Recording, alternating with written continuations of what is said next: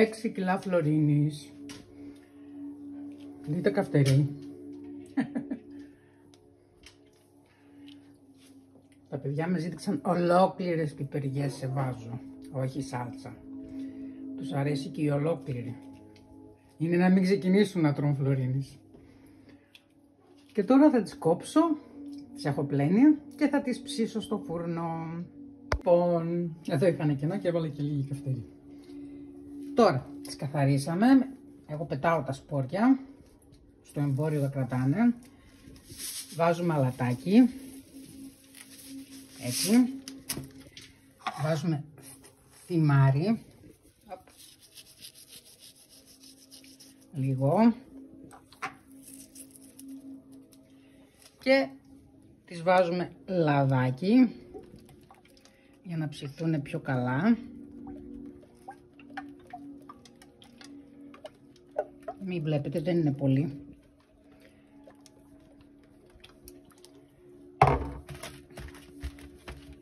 Έτσι λίγο να πάει παντού. Πάρα πολύ ωραία. Και τις βάζουμε στο φούρνο στους 120 όσο θέλετε εσείς. Εγώ δεν τις ψήνω πάρα πολύ, να είναι λίγο πιο ντούρες. Καλή επιτυχία!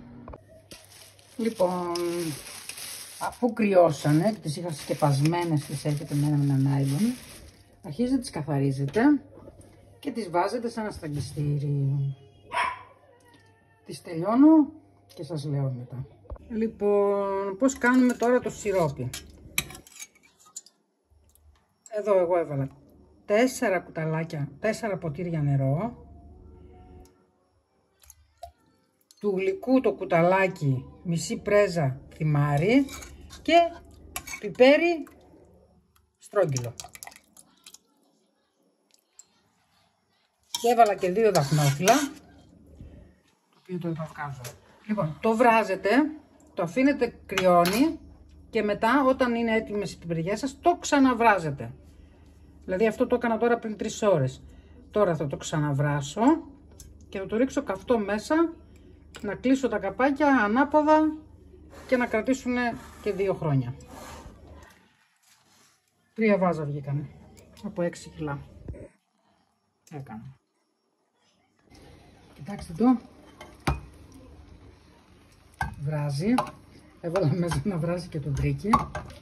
Λοιπόν, έτσι όπως βράζει, δεν παίρνουμε. Δεν μας ενδιαφέρει να πάρουμε πλέον. Σιγά σιγά το ρίχνουμε. Να μην σπάσει το βάζο. Μοσκομυρίζει μιλάμε. Το θυμάρι.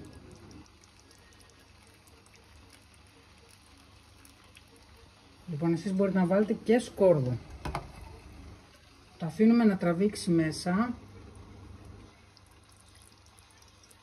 Σιγά σιγά. Δείτε, εδώ είναι οι καυτερές. Τις καυτερές βάζετε μόνο λαδάκι. Θα τις βάλω στο ψυγείο και βγάζουμε κάθε μέρα. Και προσθέτουμε λάδι όταν αφαιρείτε. Εδώ δεν χρειάζεται λάδι. Θα περιμένω τώρα να τραβήξει κάτω. Θα κουνήσουμε λίγο να πάει όλο. Θέλουμε να έχει ζουμί μέχρι επάνω πριν τα κλείσουμε. Εντάξει. Καλοφάγωτα.